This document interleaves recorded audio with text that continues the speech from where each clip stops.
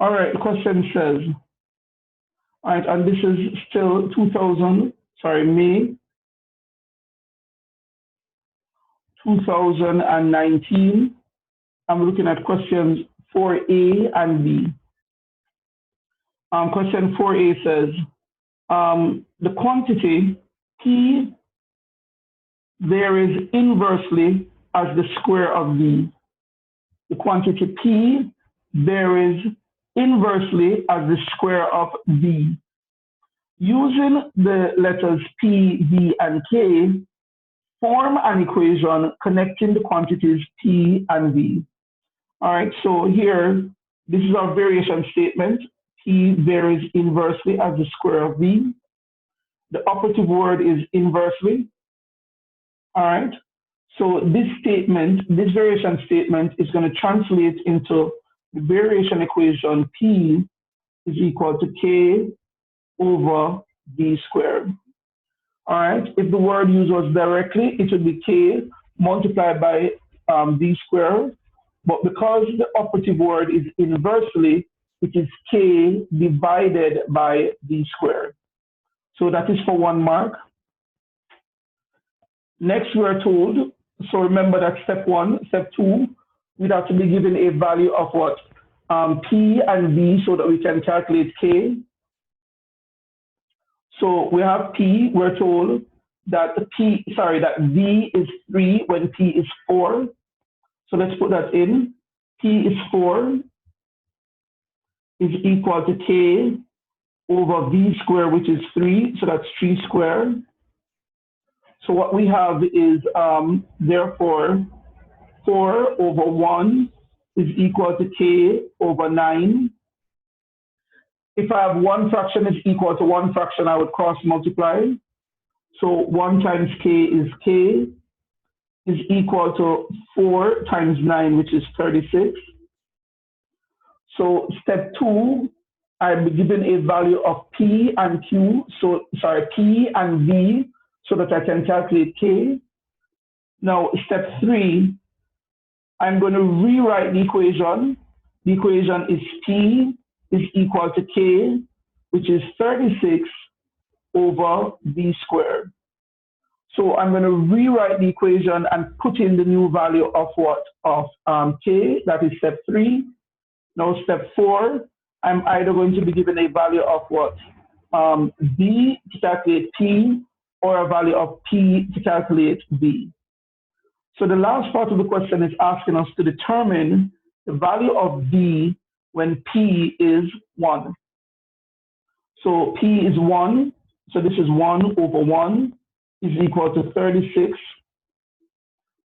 Oh, nobody knows if you correct me. I made an error, slight error, but slight but significant enough error. Oh, you were trying to say it. So this is P1 over 1 is equal to 36 over V squared. If I have one fraction is equal to one fraction, I'm going to cross multiply. 1 times V squared is V squared is equal to 1 times 36 is 36. Now, the opposite of square is square root. So V is equal to the square root of 36. So V is equal to, so they ask us for the positive value of V. So that's important. Whenever you find square root, you always get 2 answers, one negative and one positive. But we're asked for the positive value of V, and the square root of 36 is 6. So the final answer is that V is equal to 6. All right, let's go to the B part of the question. Now, in the B part of the question, we're told, given that X is a real number, solve the inequality. So I have -7 is less than, -7 is less than 3x plus 5, which is less than or equal to 7. All right, so everybody should know by now that this is actually 2 inequalities in one. I could solve it as one, or I could separate them and solve it. All right, so let me separate them. I'm going to go minus 7 is less than 3x plus 5, and 3x plus 5, 3x plus 5 is less than or equal to 7. So it's two inequalities in one, and I just separated the two inequalities. Now all I have to do is solve them. Let's solve the inequality on the left. Positive 5 goes over and become negative. So I have minus 7 minus 5 is less than 3x. So I have minus 12 is less than 3x. Now, if minus 12 is less than 3x, it means that 3x is greater than minus 12. It's similar to saying 3 is less than 4, therefore 4 is greater than 3. So if minus 12 is less than 3x, it means that 3x is greater than minus 12. I'm going to divide both sides by 3, and I'm going to get x is greater than minus 4. That's the first half. Now the second half. Positive 5 goes over and becomes negative, so I have 3x is less than or equal to 7 minus 5. 3x is less than or equal to 2. Then I'm going to divide both sides by 3.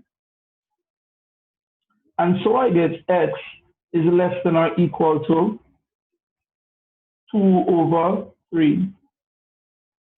All right, now the last thing I'm asked to do is I'm asked to represent your answer in BI on the number line shown below. All right, so we know where 0 is. To the right of 0, we have the positive numbers. So 1, 2. To the left of 0, we have negative numbers. Minus 1, minus 2, minus 3, minus 4.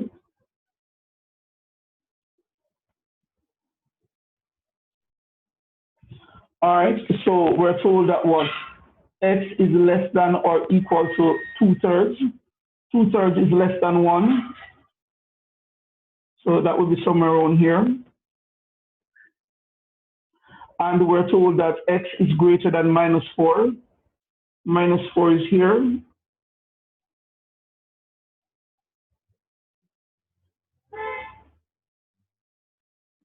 All right, so this is our solution.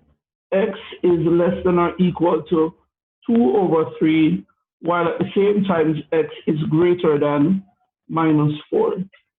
All right, so this is how you represent your solution on the number line. Please note that I only shade the circle. I only shade the circle when it says either less than or equal to or greater than or equal to. If it is just less than or greater than, the circle must remain unshaded. All right. All right. Well, being the perfectionist that I am,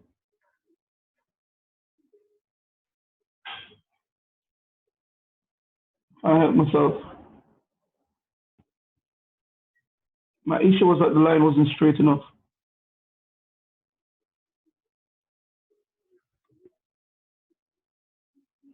That's a little better. And so x is less than or equal to 2 over 3, or x is greater than minus 4.